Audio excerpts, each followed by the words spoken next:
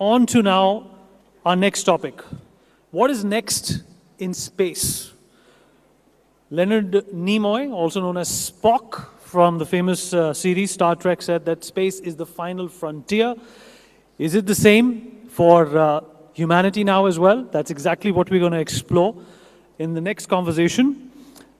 Please join me in welcoming Mr. Tanveer Ahmed, co-founder and CTO of Digantra, onto the stage.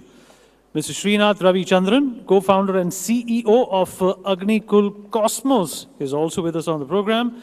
Mr. Rohan Ganapathy, CEO and CTO of Bellatrix Aerospace Private Limited, is also joining us on this important discussion. Last but not the least, Dr. Mike Massimino, NASA astronaut, is also with us on the stage. As you can see, he's wearing his astronaut outfit as well. A big round of applause. And my colleague Devika Chopra, news editor, is going to be conducting this session.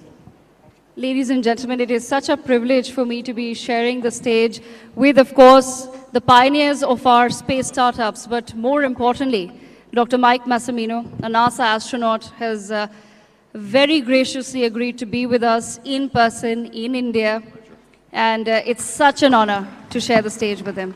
So thank you once again on behalf of NXT thank you for doing this. I will come to what's next in space in just a moment, but space is a sector that excites me, and I think that happens because I don't understand most of the technology and I don't know how things work. But I will begin by asking you, what's it like being in space? That was for me. What's it like in space?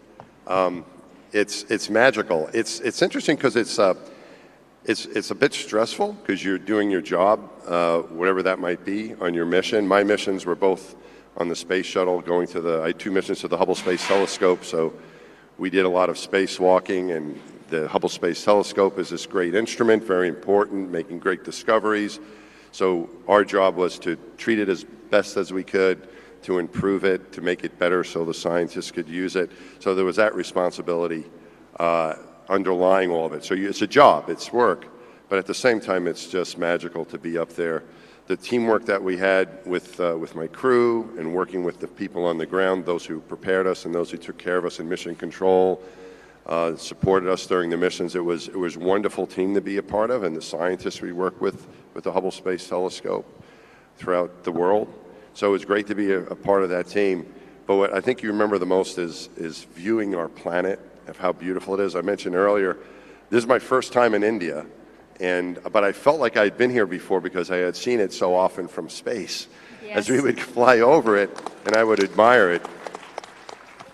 You could see at nighttime, you see the city lights. During the day, you see the terrain, and it's a beautiful place. And so I've always had this connection with India and other places that I've flown over that I've never been to. So it's wonderful to be here and experience it from the ground and get to see a little bit and meet the people. And of course, India's played a role in the American program and is continuing to play a larger role now coming up in the space program. But what it's like, it is really a magical experience. And you get to see the planet, you see the beauty of the planet. I think we're living in an absolute paradise. It's very fragile. We need to take care of our planet, and it's one we all share. And I think that out of the work was important, I felt, and the teamwork made it all happen. But I think the experience of being there and realizing how lucky we are to be here on planet Earth, that is the most compelling reason to go to space. Dr. Massimino, I also want to, of course, understand from you, does it change your perspective about humanity, about life, when you just get that opportunity to absorb everything from space? Because that's something that all of us wonder, what would it be like to just go above there and just see the Earth? I want to understand, did it change your perspective about life? It really did. It happened on, to me, it happened on my second spacewalk. So seeing the planet from the cabin, you look out, as soon as you get to space, you want to see what's out there. What does the planet look like at night? What do the stars look like? So you want to get that experience, of course. But you're looking through the window of the spaceship when you're doing that. And when you go outside for a spacewalk now, the whole sky opens up, the whole universe really opens up to you. And you can look anywhere you want. And It was my first spacewalk. I was kind of very intently getting used to things. I was a new guy and just kind of stuck to what my tasks were. But on my second spacewalk, I felt a little more comfortable. It actually was a bit easier, the spacewalk, the tasks we had, and I had more time to just enjoy the view. And there was a point where we just had installed a new instrument into the Hubble, and we got ahead of schedule a little bit. And I knew I had a few minutes because my spacewalking partner, Jim Newman, was going to come help me with something, and he was getting ready to do that. But I had a few moments to look, and then I thought, after about a moment, I thought, no, that's not quite it. This is what heaven must look like. It's a complete paradise. And you see the beauty of our earth, but you also see the fragility of it. It's a very thin atmosphere, and we know that it's a fragile place. But when you see it from space, you see the atmosphere, just a thin blue line. If you think of the Earth as an onion, that top thin layer of the onion is the size relationship of our atmosphere to the rest of the planet. So it's you feel the fragility of it. I could only see that view because I was wearing a spacesuit. But you see it as such a beautiful and a perfect place. There's no borders. It's very harmonious. And that does stay with you. I do think we're living in a very special place. We're very lucky to be here on planet Earth. We need to take care of it as best we can, and it's a place we all share. But I see that you see the beauty from space, but you can engage it on Earth. And so I try to remember that view from space every day when I am here, and it's such a beautiful place here in India. Some of the things I've gotten to see so far and getting to meet the wonderful people here, it gives you that perspective from space, but it can engage it every day in our lives here. And I think we need to try to be amazed every day that we spend here on Earth. At the same time, Dr. Massimino, I also want to understand from you, you went from being an engineer to becoming an astronaut. What was that transition like, and what really motivated you or propelled you to make that change or to accept that opportunity? Well, the astronaut job has got lots of different different types of people working in there. So I'm an engineer, as you said. We also have military people, test pilots, but people with other occupations in the military, scientists, medical doctors. I've flown in space with a geologist, with an oceanographer, with a veterinarian. So we have lots of different occupations. I think that each one of those skill sets, the commonality is the ability to solve problems. I think a STEM education, a science technology generated type of education teaches you how to work in teams to solve complex problems, how to work together to accomplish goals, and how to think about maybe a very complex problem and then figure out ways to engage it. And I think that that's the common thing that you'll find, I think, with most astronauts. We come from some sort of technical background. It might not be engineering, it could be science, it could be aviation, but the ability to solve problems. And I think that prepares you very well to be an astronaut. It gives you maybe the foundation. And then for me, being a civilian, once I became an astronaut, there was a great deal of adventure I had to get used to, flying in high-performance aircraft and learning how to do spacewalks and doing things that I thought were a little bit crazy. I was trained to do those things. So I think it's important you get that good educational foundation. In my case, it was engineering. It can be lots of other foundations as well. And then the space program is really good of training you to learn to apply what you know to the problems you're going to be working on in space. All right, so we have three more, our space startup founders here. They're in various positions in the startups, and they also have, of course, technical backgrounds like yourself. I want to ask Rohan, with Bellatrix Aerospace, do you ever feel that you may want to transition to something as Dr. Mike Massimino has done? You know, he's gone from being an engineer to actually being an astronaut. Is that something that you also ever look forward to? You're making the rockets that go up, but my question is, do you want to ever sit in one of them and be in space? Well, that's an interesting question.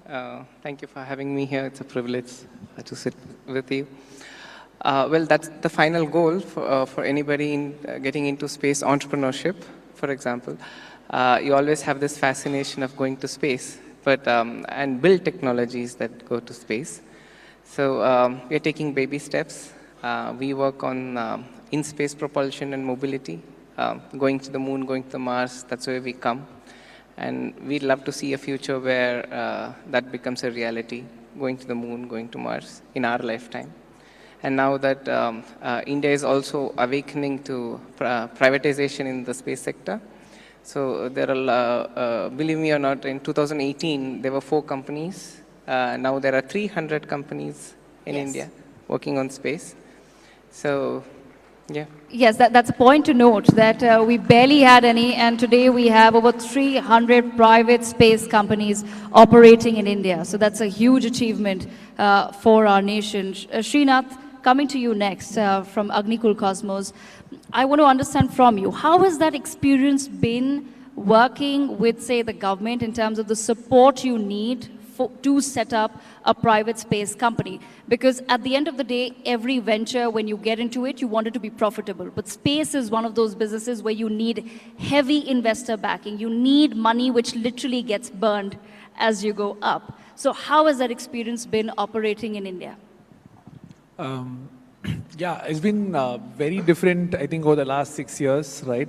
So when we started in 2017, literally the number of people who asked me the question of whether it's even legal to build a private rocket company in India is way too many to answer here, right? And from there, in 2022, with the government support, we were able to set up our own private launch pad within the country.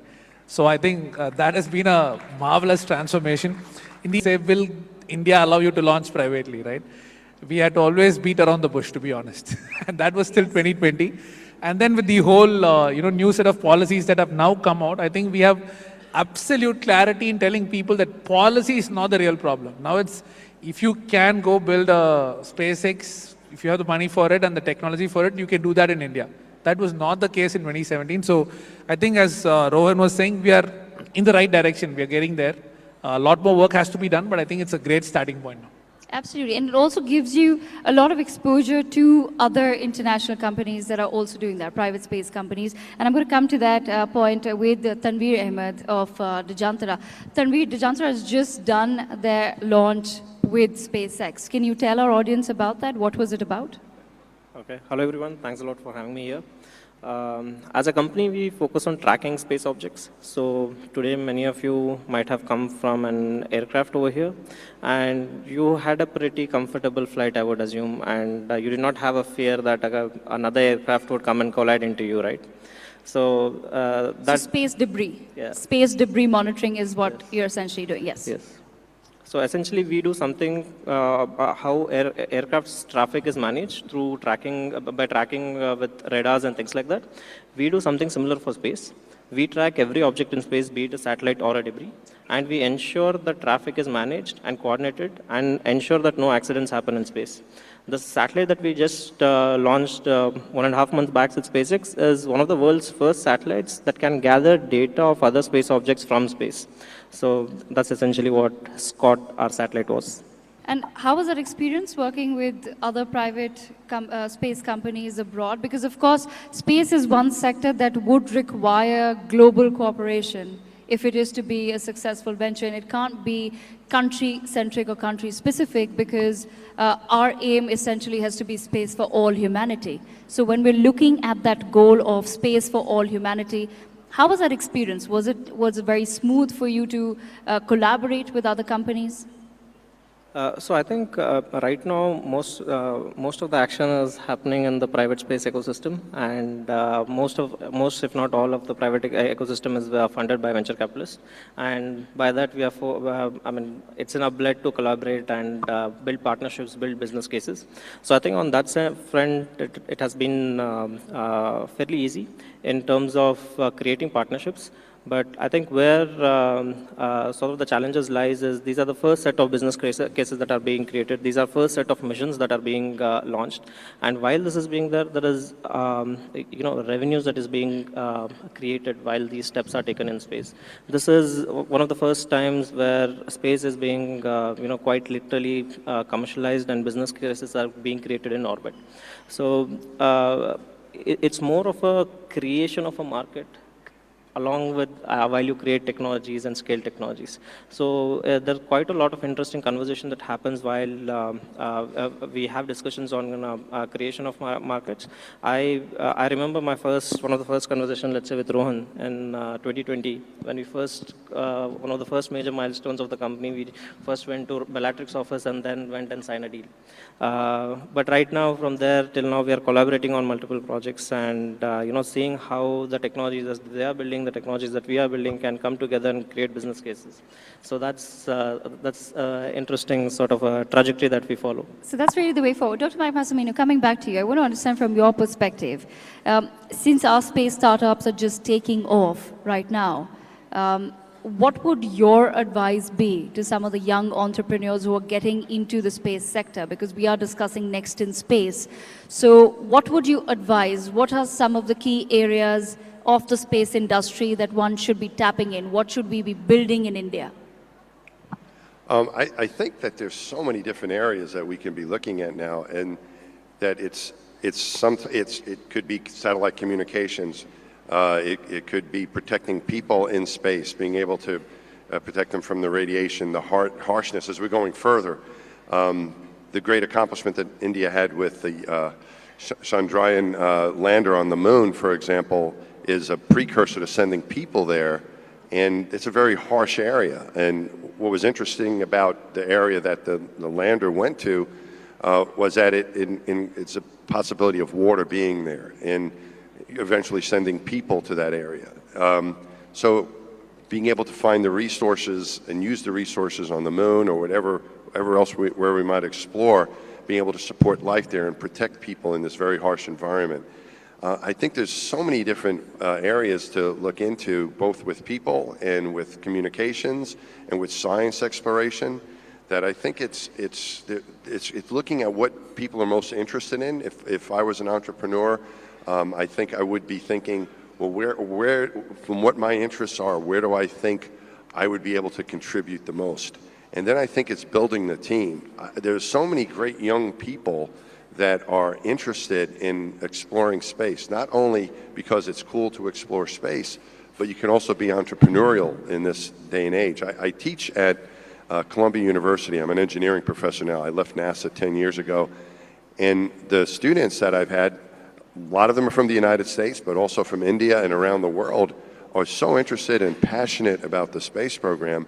If I was a young entrepreneur, I would go into the back here where we have all the students and see who we could team up with, because I think the young people today are so passionate and qualified and smart and well-educated. I think that's what I would do. I would try to attract as much talent as I could and pick an area out of there's so many areas you could go into, but pick the one that you say, okay, this is what I'm most interested in, this is what I'm passionate about, because I think there's going to be bumps in the road no matter what you do in general, whatever you pursue.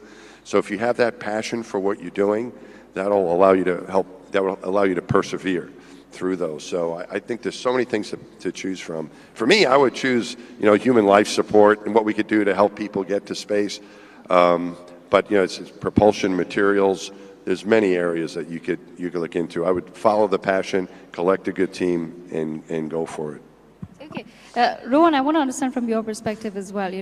The same question, because you already reached a certain point in your journey as a space startup where you've probably studied the sector really well. So if you were to perhaps give some advice to young entrepreneurs who want to enter the space sector, what would you suggest that these are some of the areas where perhaps India is lacking, or that we don't have enough private space companies that are working on certain aspects of space?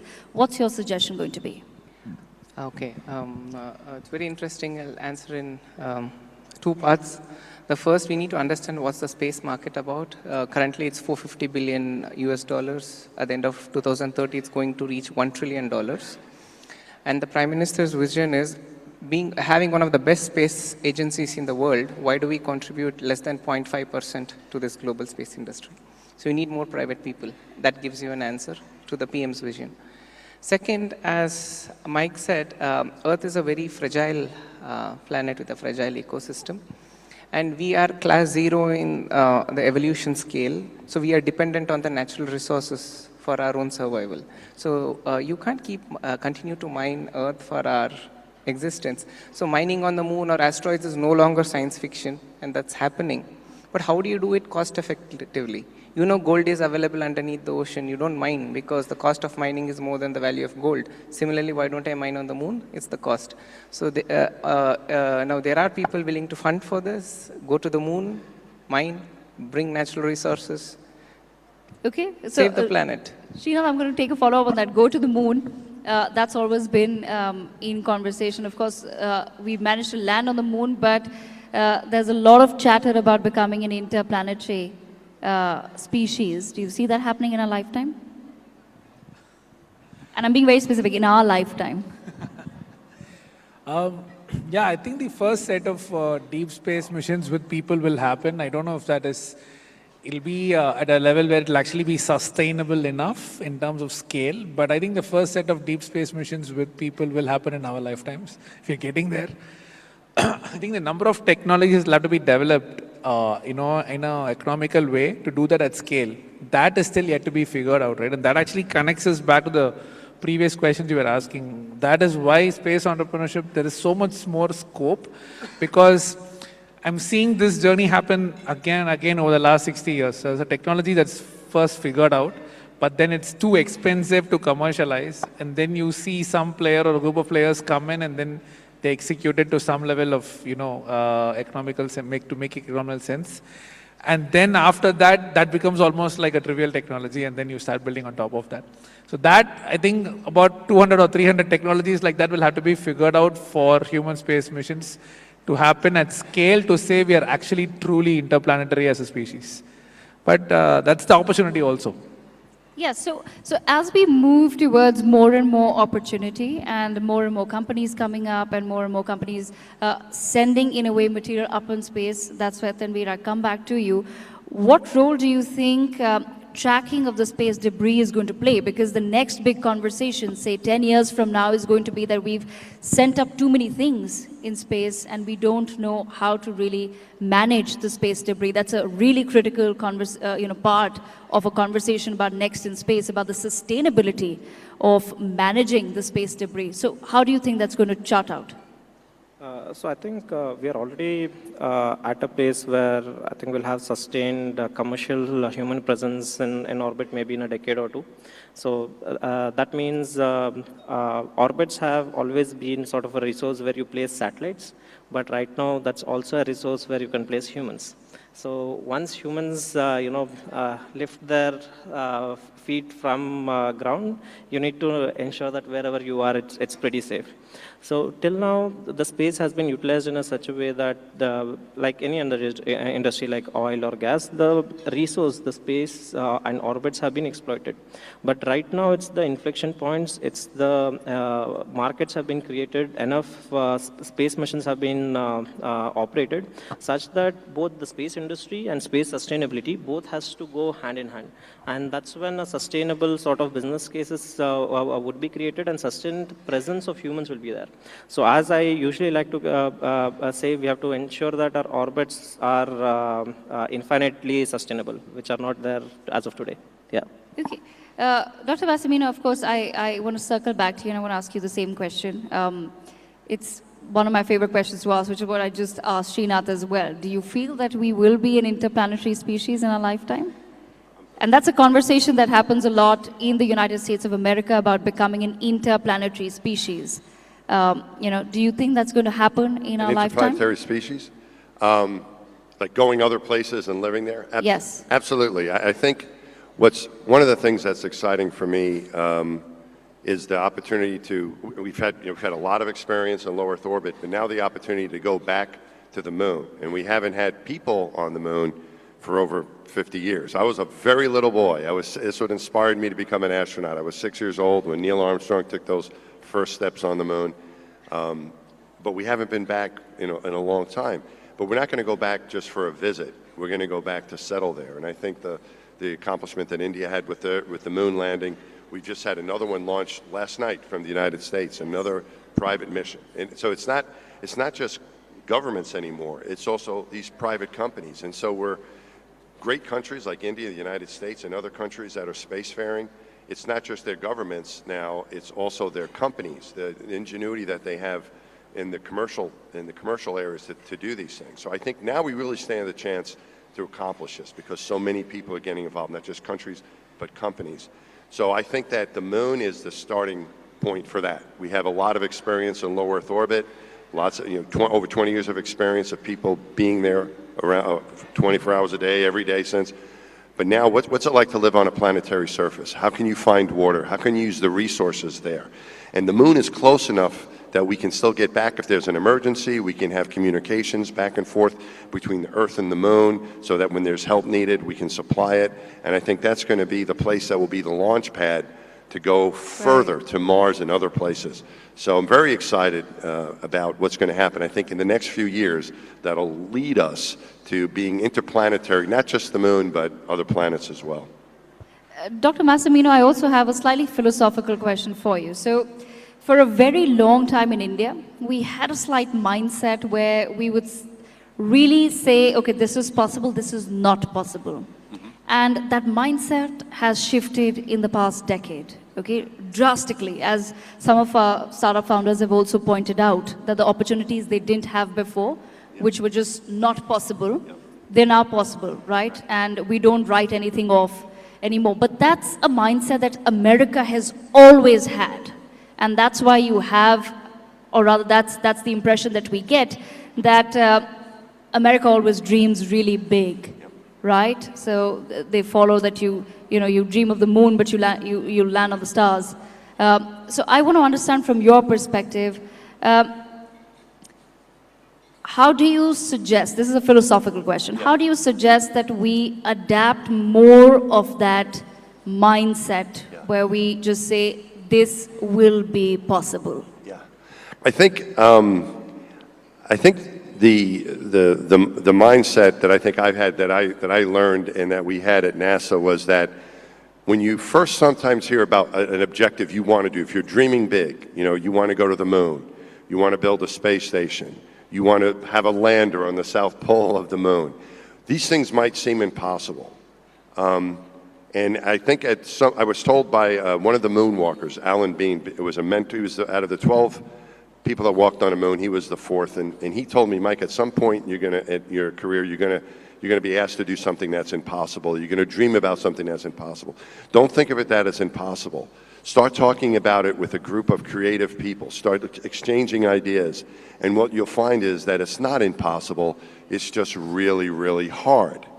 So I think when you have these impossible dreams, I think it's important to have a good creative group of people with different ideas. This is why I think countries collaborating and getting a very diverse mixture of people together is important, because you're never going to solve the major problems, the difficult problems, if everyone thinks the same way. You need people that think differently. And then you start realizing, okay, maybe it's not impossible, it's just really, really hard. And the other thing that I tried to keep in mind, and I found like in my life, because I applied many times to become an astronaut. I was rejected twice. I was medically disqualified once.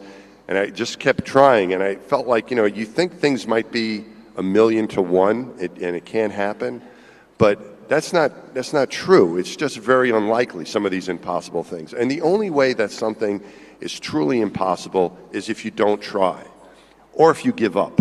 If you don't try or you give up, then you know the outcome, and yes, it is impossible. If you don't try, it's impossible. If you give up, it will be impossible. So I think that's what you need to keep in mind is, no matter how hard it is, don't give up and surround yourself with a diverse team of thinkers to attack the problem. That's an absolutely lovely thought. I just have another 1 minute left, so I'm going to quickly go across the aisle here. Rohan, I just want to understand from all three of your perspectives, the next decade for space, what does that look like? What does it look like? Yes, what is the next decade of space? How do you envision it? Science fiction, turning science fiction into reality is what we see, and a lot of capital being spent on space. But the beauty of space is, yes, it is expensive, but the rewards are much bigger. The first software code was written for Apollo lunar landing, right? But now software is a different industry in itself. Same thing is going to repeat. you're going to see that Apollo era, the 60s, the late 60s. So that's what we predict for the next 10 years. Okay, Srinath. I think adding on to Rohan's point, I think at least in India, it's going to become a lot more commonplace, not more normal to talk about it. When we started Agnikul, I was a little shy to go and tell people that we were building a rocket company. I think that will become a little more normalized, and that's a sign of the country and the community actually embracing space to also be something that you can actually build careers in. You can actually have a so-called normal trajectory in that one as well. So I think that is going to be the next decade. And I think you guys are setting a great example for parents and young people in the audience as well. When they see you as successful entrepreneurs in the space sector, I'm sure they take that back home with them, and some dreams get built here as well. Tanveer, I'll leave the last word with you. 20 seconds, please. Yeah, I think we have launched both in Earth orbits and interplanetary orbits. I think in next decade we'll be doing that at scale. So I think I would like to end it with launch, baby, launch. Okay, all right. That's great. That's a great thought to end it on. Once again, I thank Tanveer Ahmed, Srinath Ravichandran, Mr. Rohan Ganapathy, and last but not least, and once again, sir, an honor to have you with us, Dr. Mike Massimino. Thank you so much for discussing the next in space at the inaugural NXT conference. All right, thank you for that amazing space session, if we can call it that. Yeah, before we in fact get into our next conversation, we're going to have a look at this video. बिजली कब आएगी और पंखा कब चलेगा? चमटू साहब, पहले पंखा आएगा, फिर बिजली आएगी, हैं? पहले पंखा आएगा, फिर बिजली आएगी। ये पागल क्या? तुझे पता है क्या? पहले पंखा आएगा, फिर बिजली आएगी। बानी को क्लास में। कल का बोल रहा था, पहले पंखा आएगा, फिर बिजली आएगी।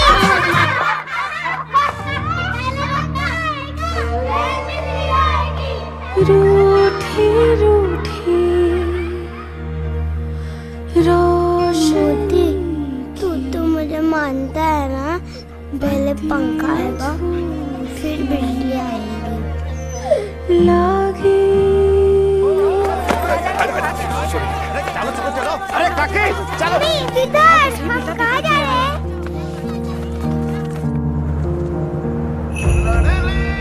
ये पंखा आएगा, फिर बिजली आएगी। पहले पंखा आएगा, बिजली आएगी। ऑन करो। हम सिर्फ वातावरण से बिजली नहीं बनाते हैं, जिंदगी में रोशनी जगाते हैं, खुशियां फैलाते हैं। अदानी, हम करके दिखाते हैं।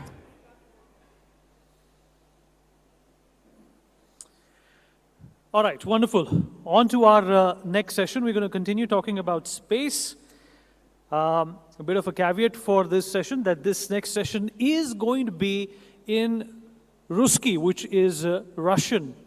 You all have headsets on your table. You can put them on if you want to understand the translated version of this very important conversation, folks. You know, space is something which was initially dominated by the Americans, then the Russians, and of course, India has been butting into this race and has done incredibly well. This time, we're going to have a couple of special people, and I have the privilege of introducing them onto this august stage. We are going to be in conversation with Mr. Oleg Artemyev, who's a Russian cosmonaut. He's going to be in conversation with Olga Lisogor, who's the deputy editor of Rossiya Sigodnaya Media Group.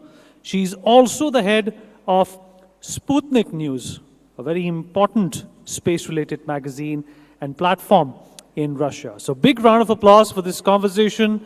And please, I would request you to put your headphones on and try and understand what is being discussed. Over to you.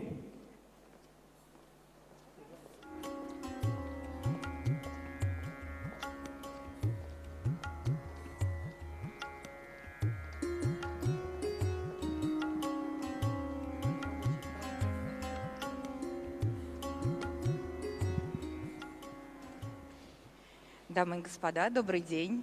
Олег, здравствуйте. Здравствуйте.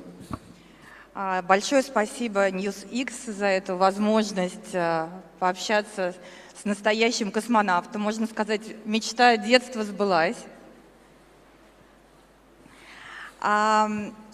Прежде чем я начну задавать вопросы, я хочу обратить ваше внимание на вот эти два флага, которые Олег принес с собой. Расскажите, пожалуйста, что это за флаги? Так, да, добрый день, дорогие друзья. Я вас приветствую от отряда космонавтов России, от его действующей части. На данный момент я готовлюсь к очередному полету, и в каждый полет каждый космонавт, каждый астронавт может с собой взять порядка 1 килограмма вещей.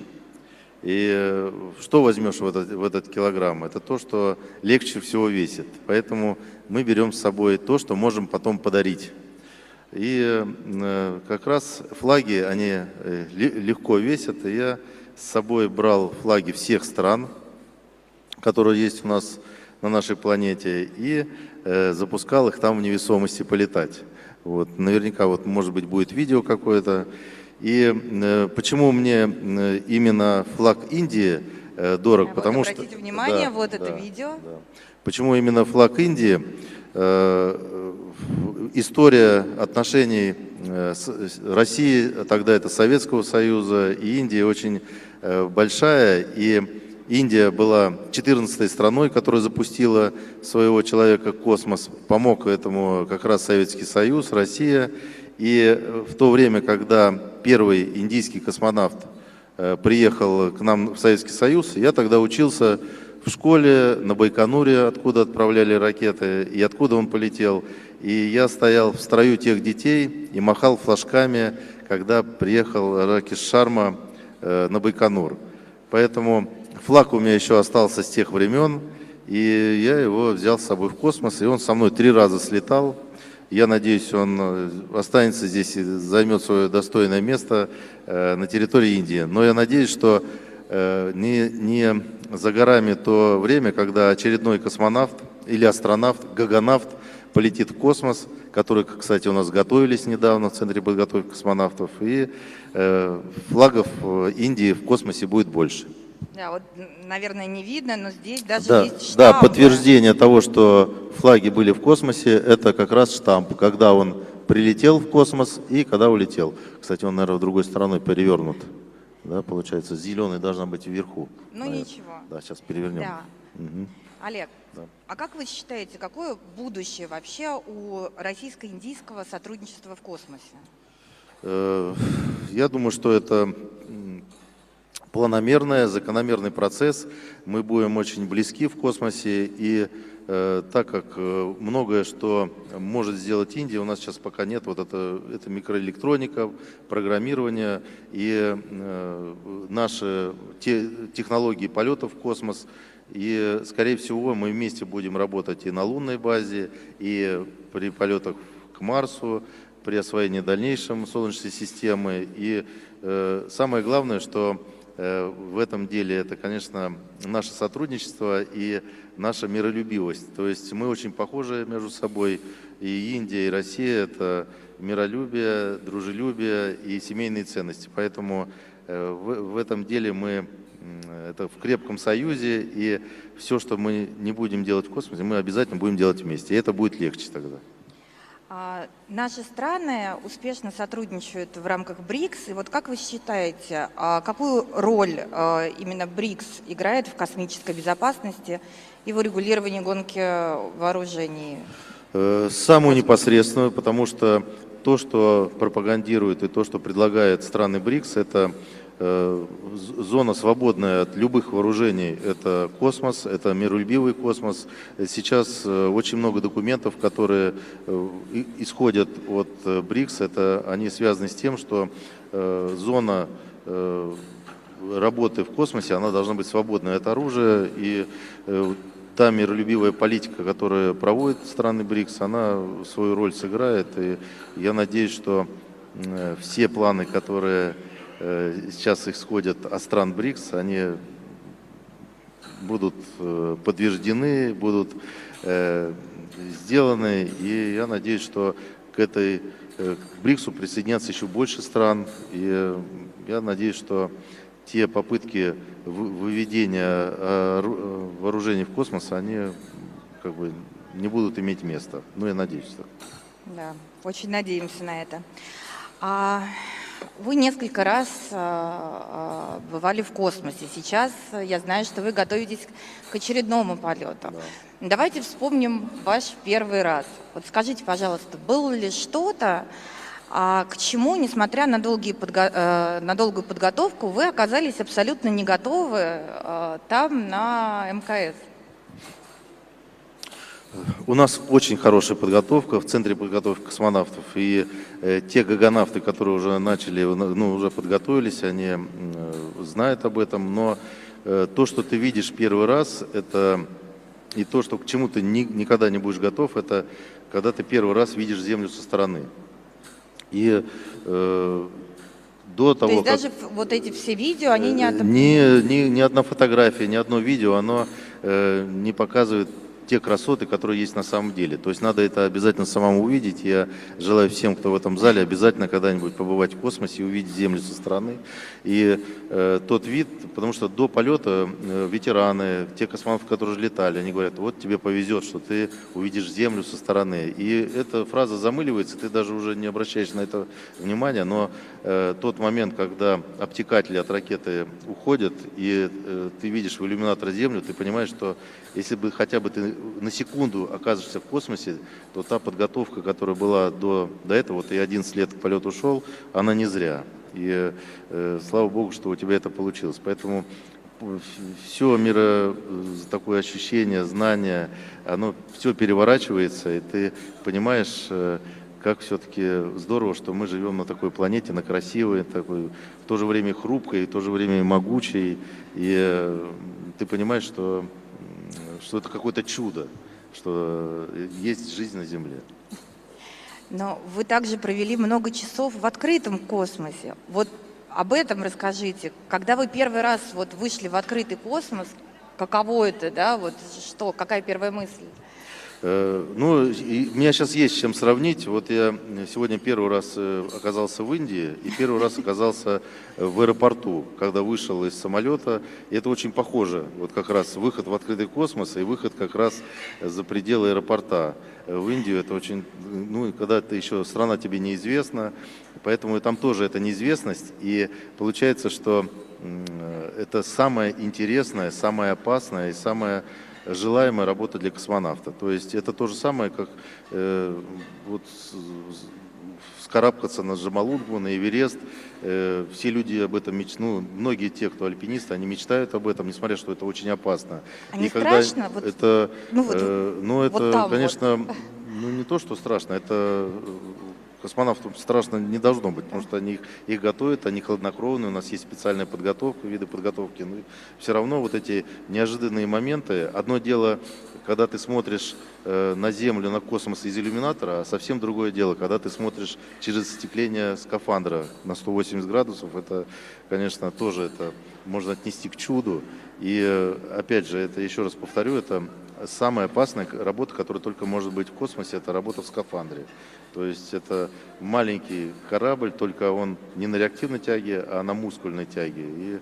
И ты понимаешь, что ты надо каждую секунду понимать, что будет впереди. То есть ты можешь за несколько шагов надо просчитывать все свои действия, потому что ты можешь отлететь от корабля, ты можешь получить удар микрометеором, ты можешь повредить свой скафандр. И все вот эти моменты, они отыгрываются на специальных тренажерах в Центре подготовки космонавтов. Ты к этому готов. У тебя на перчатке есть таблица, сколько тебе остается жить при определенных моментах. И там самое минимальное, это тебе 3 минуты осталось жить. За 3 минуты ты должен дойти шлюзового отсека, подстыковаться к кораблю и к линии кислорода. Или там у тебя полчаса, ты можешь еще закончить работу и еще за эти полчаса вернуться.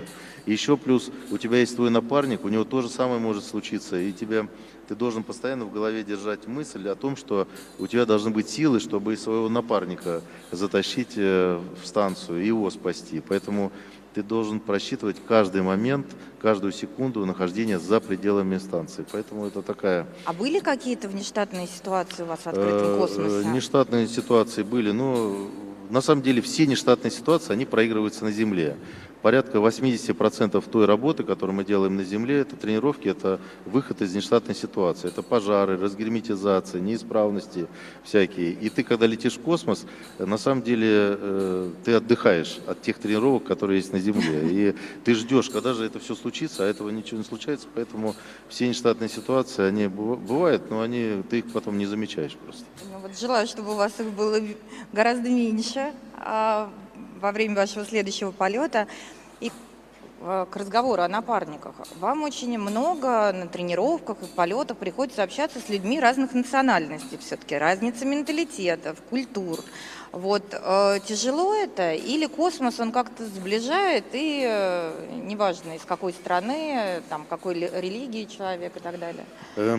Это было бы тяжело, если бы вот мы сегодня летим, я, например, лечу в космос, и мне дают напарника, которого я знаю только один день или один час. Это, наверное, было бы очень тяжело, потому что тяжело договориться с людьми, которых ты там не знаешь. Но по всем правилам и по тем выработанным действиям, которые сейчас есть, в экипаж назначают за 2 года до полета.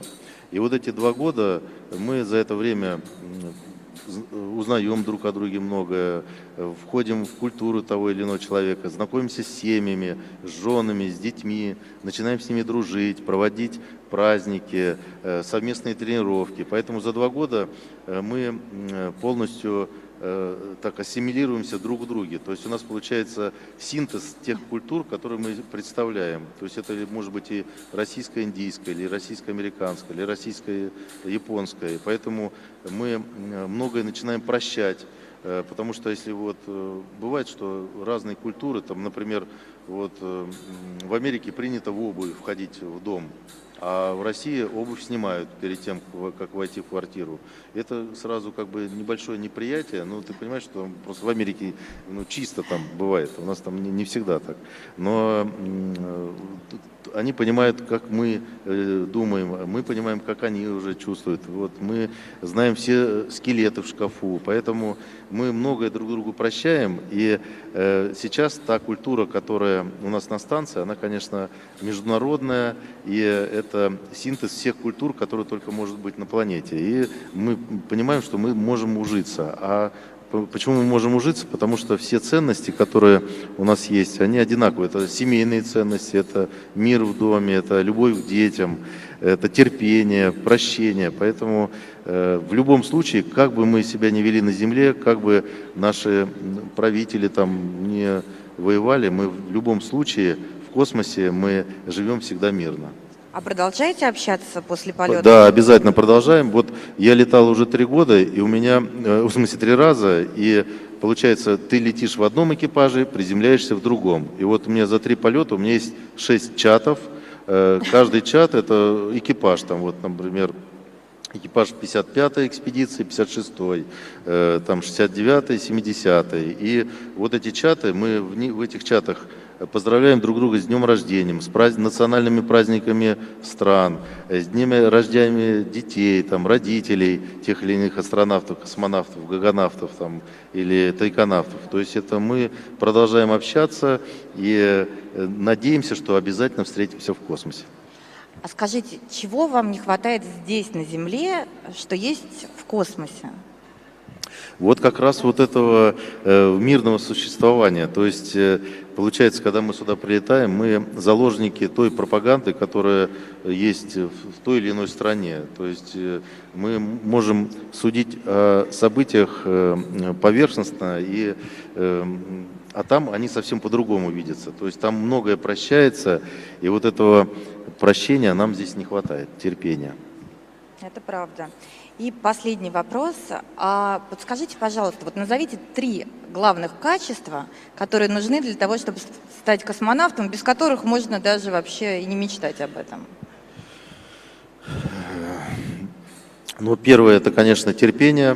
Ты должен быть терпеливым, потом надо быть человеком, который может простить в любую ситуацию. То есть ты, может быть, даже прав 100 раз, но там, в космосе, ты должен быть первым человеком, который протянет руку дружбы и прощения. И, конечно же, ты должен быть человеком, который любит учиться.